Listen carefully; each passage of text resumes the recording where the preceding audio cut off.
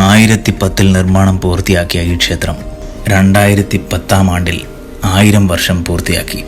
2010 September മാസത്തിൽ ക്ഷേത്രത്തിൽ വലിയ ആഘോഷം തന്നെ നടക്കുകയുണ്ടായി. ഇതിന്റെ ഭാഗമായി 1000 നർത്തകിമാരുടെ ഭരതനാട്യം അരങ്ങേറി. ഈ സംഭവം ലിംക ബുക്ക് ഓഫ് വേൾഡ് റെക്കോർഡ്സിൽ ഇടം പിടിച്ചിട്ടുണ്ട്.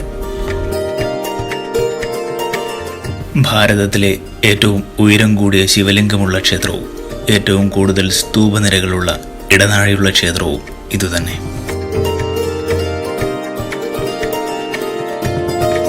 രാജരാജേശ്വര ക്ഷേത്രത്തിന് പ്രധാനമായും 2 ഗോപുരങ്ങളാണ് കവാടങ്ങളായുള്ളത്.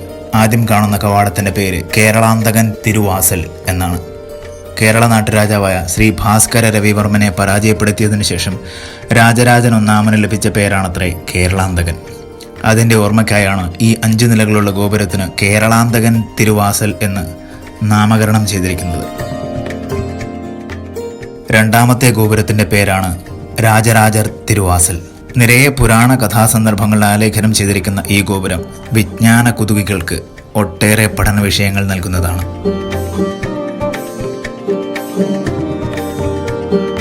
ബൃഹദീശ്വര ക്ഷേത്രത്തിന്റെ ഉയരം 66 മീറ്റർ ആണ്. ക്ഷേത്രഗോപുരത്തിന് മുകളിലെ കുംഭം എന്ന് വിളിക്കുന്ന കല്ലിന് 81 ടൺ ഭാരമുണ്ട്. 7 കിലോമീറ്റർ നീളത്തിൽ മൺതിട്ടയുണ്ടാക്കി ആനകളെ കൊണ്ട് ഉരുട്ടിക്കയറ്റിയാണ് കുംഭം സ്ഥാപിച്ചത് എന്ന് പറയപ്പെടുന്നു. ഉച്ചവെയിലിൽ ക്ഷേത്രകുംഭത്തിന്റെ നിഴൽ നിലത്ത് വീഴില്ല എന്നത് വാസ്തുശാസ്ത്രത്തിന്റെ മികവ് വിളിച്ചോതുന്നു.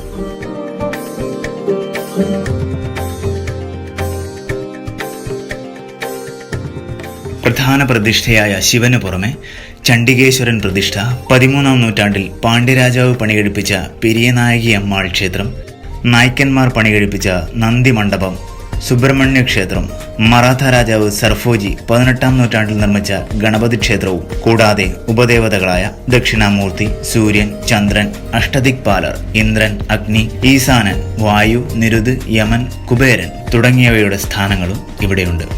2 നിലകളിലുള്ള ക്ഷേത്ര മതിലിന് മുകളിലായി 1000-ൽ പരം ചെറു നന്ദി വിഗ്രഹങ്ങൾ കൊത്തിവച്ചിട്ടുണ്ട്.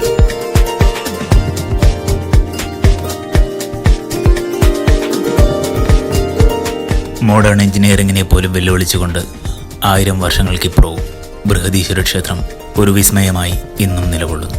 ഭാരതത്തിലെ ക്ഷേത്ര വിസ്മയം എന്ന് തന്നെ വിശേഷിപ്പിക്കാം തഞ്ചാവൂർ ബൃഹദീശ്വര ക്ഷേത്രത്തെ.